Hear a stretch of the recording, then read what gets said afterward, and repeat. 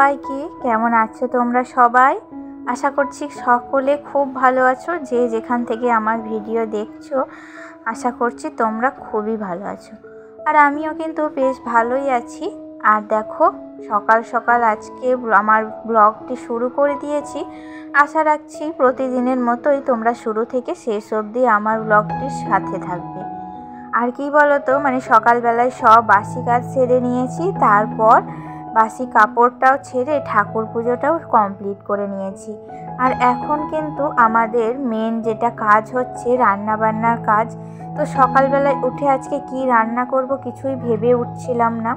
তো তারপরেই প্রতিদিনের মতনই রুটিনে চলছিল। তো হঠাৎ করে রুটিনটা একটু পাল্টে যায়। হঠাৎ করে একটু রুটিনটা পাল্টে যাওয়ার কারণ দেখাই যাক। তোমরা ভিডিওটি পুরো দেখো, তারপর দেখতে দেখতে বুঝতে পারবে। আর দেখো, সকালবেলায় কি রান্না করব ভেবে ভেবে দেখলাম যে এই যে সজনের ডালটা একেবারে বারান্দার গ্রিলের কাছে চলে এসেছে। তাই এই ডালটার তো একটা কিছু ব্যবস্থা করতে হবে। তো সেই সাথে বেশ কিছু শাক হয়েছিল, তো আজকে ভাবলাম এই শাকগুলো পেরে নিই। তো শাকগুলো আজকে রান্না করব। আর তারপরেই আমি দেখো গরম জল একটু নিয়ে বসে পড়েছি। তো ওপরের একটু প্রকৃতি দেখতে দেখতে গরম জলটা খেয়ে নিয়েছি। তারপর পজিটিভ মাইন্ড নিয়ে, শরীরে একেবারে অনেক এনার্জি নিয়ে সহকারে সংসারের সব কাজে কিন্তু আমি লেগে পড়েছি জোর কদমে। আসলে কি বলতো, সকালবেলায় সব কিছুই ঠিক ছিল, তারপরে হঠাৎ করে একটা ফোন এলো। আর ফোনে আমার এক ননদ, তো তার আজকে এখানে আসার কথা। সে ফোন করে বলল যে আজকে আমি যাব। তো তাই মতো রুটিনটা একটু চেঞ্জ হলো। আসলে কি বলতো, বাড়িতে আমরা রেগুলার যেগুলো রান্নাবান্না করি আর কি, তো বাড়িতে একটা কুটুম আত্মীয় যদি আসে, তো একটু তো নিয়ম নীতি চেঞ্জ হবেই, তাই না? আমরা যেভাবে চলি প্রতিদিন তার থেকে একটু চেঞ্জ হবে। তো সেই রকমই আর কি, তো একটু চেঞ্জ হলো। তো যাই হোক, দিদিরা আসার আগেই কিন্তু আমি টার্গেট নিয়েছি, রান্না বান্না কমপ্লিট সব করে নেব। তো তার জন্যই একেবারে জোর কদমে কিন্তু রান্না বান্না শুরু করে দেব। আর তার আগে বিছানাটা ভালো করে একটু পরিষ্কার করে ঝেড়ে নিচ্ছি। আসলে কি বলতো, বিছানাটা প্রতিদিন একরকমভাবে ঝাড়লে না চলে না। তাই একটু আলাদা রকমভাবে কিছু যদি পরিষ্কার করা হয়, তাহলে দেখবে বিছানাটা কিন্তু খুব সুন্দর ও পরিপাটি লাগে।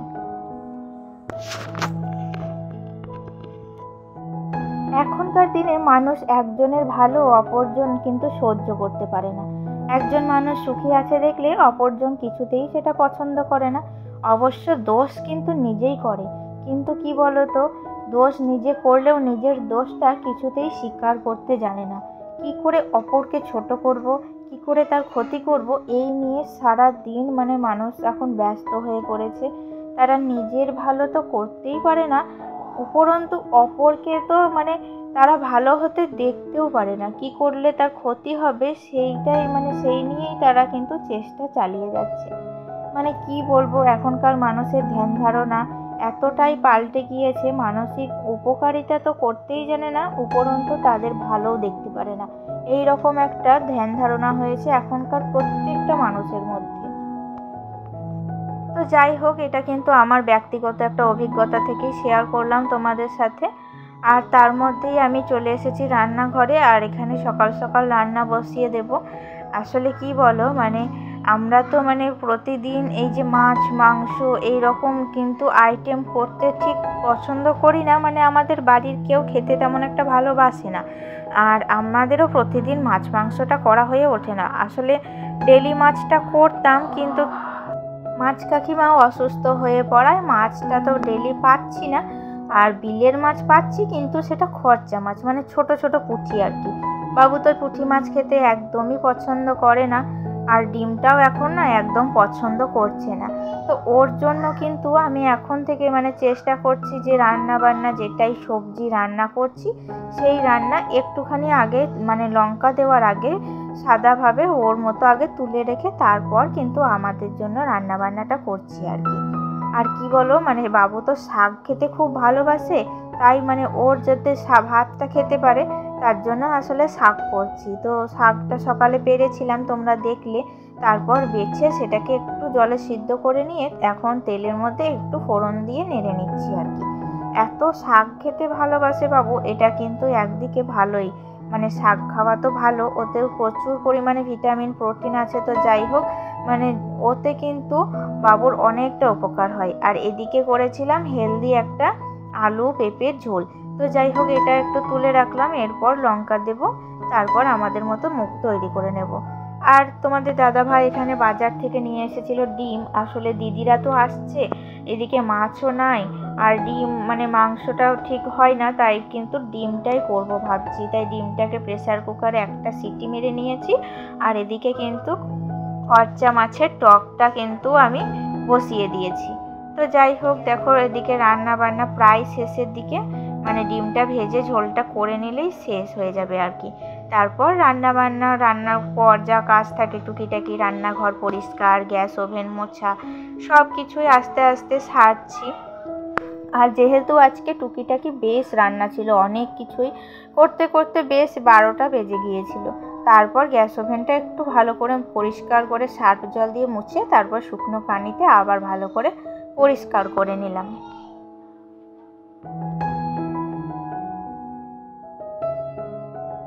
আগেকার দিনে আমি দেখিনি, তবে শুনেছি মানে মানুষ নাকি খুবই ভালো ছিল, একজন অপরজনের উপকার করতে ছুটে যেত, একজন আরেকজনের বিপদে কিন্তু পাশে দাঁড়াতো।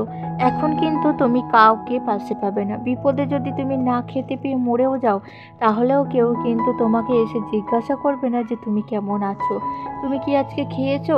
এই কথাটা জিজ্ঞাসা করার মতো প্রতিবেশী এখন কিন্তু তুমি কোথাও পাবে না। শুধু প্রতিবেশী না, পাশে আসে আত্মীয় স্বজন যে যেখানে আছে সকলে কিন্তু এখন স্বার্থপর। মানুষ এখন স্বার্থপর হয়ে উঠেছে প্রচুর পরিমাণে। জানি না এদের মানসিকতা কেন এরকম হয়ে গিয়েছে, তাদের ধ্যান ধারণা কেন এরকম হয়ে গিয়েছে। তারা কিসে কম, তারা নিজেরা কিসে কম যে অপরকে এত ছোট এত ঘৃণার চোখে তারা দেখে, জানি না।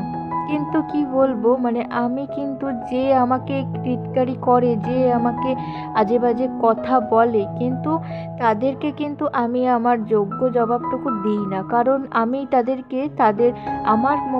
আমার বিষয়ে কমেন্ট করার মতো তাদেরকে কোনো গুরুত্বই দিই না, তাদেরকে ফালতু মনে করি। কারণ কি, আমার বিষয়ে কমেন্ট করার মতো তারা কি জানে? তারা নিশ্চয়ই আমি তাদেরকে কমেন্ট করে তাদেরকে উত্তর দিয়ে নিজেকে ছোট করতে পছন্দ করি না। আসলে এতগুলো কথা আমার বলা কারণ আমার ভিডিওতে কয়েকদিন ধরেই বেশ একটা কমেন্ট আসছে, আর কমেন্টে কিন্তু বেশ আজে বাজে একটা কথা বলা হয়।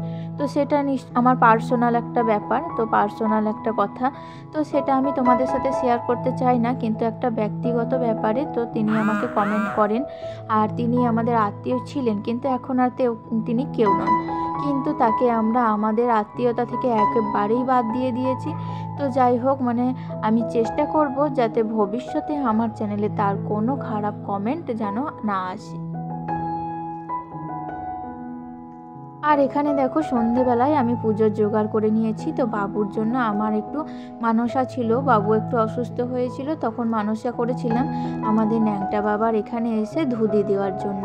তো আমি রীতিমতো চলে এসেছি সন্ধেবেলায় এবং ধুতির সমস্ত জোগাড় যন্ত্র করে নিয়েছি। এবং দেখো এখানে কিন্তু ধুতিও ধরা দিয়েছি।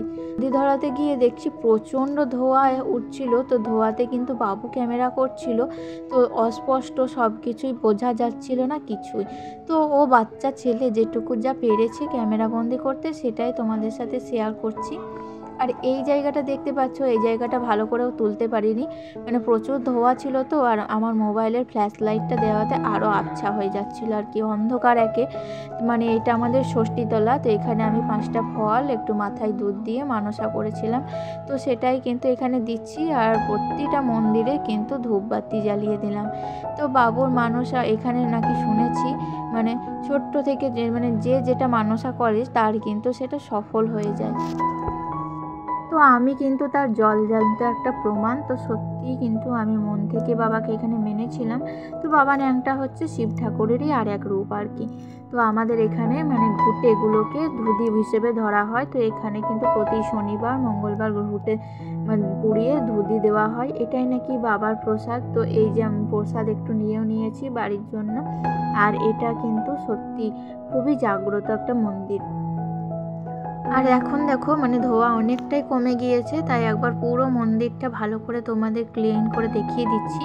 দেখতে পাচ্ছ এই যে এখানে বসে আছে, এটাই হচ্ছে বাবা ন্যাংটার মন্দির। তো এখানে কিন্তু পুজো হয় খুব ধুমধাম করে, কয়েকদিন আগেই পুজোটা হয়েছে আর কি। আর এই যে সামনে আরও অনেক মন্দির আছে দেখো। তো বাড়ি ফিরে আবার রান্না বান্না করতে হবে, চলো আর দেরি নয়, এবার বাড়ি ফেরা যাক। তো ঘড়ির কাঁটায় এখন বাজে ওই সন্ধ্যে 7:30 মতো, মানে সন্ধ্যে টন্ধে জেলে তারপর কিন্তু আমরা এসেছিলাম। আর বাড়ি যাবার পথে দেখো রাম মন্দিরটা কি সুন্দর করে সাজিয়েছে, মানে কয়েকদিন আগেই জন্মাষ্টমী উপলক্ষে রাম মন্দিরটা এরকম করে সাজিয়েছে আর কি। তো দেখতে খুব সুন্দর লাগছিল, তাই তোমাদের সাথে একটু শেয়ার করে নিলাম। যাবার সময় দাঁড়িয়েছিলাম এখানে, আসলে বাবুর বাবা মানে তোমাদের দাদা ভাই আসার জন্য এখানেই অপেক্ষা করছিলাম আর কি। তারপর ও এলে পরে একসাথে আমরা বাড়ি ফিরছি।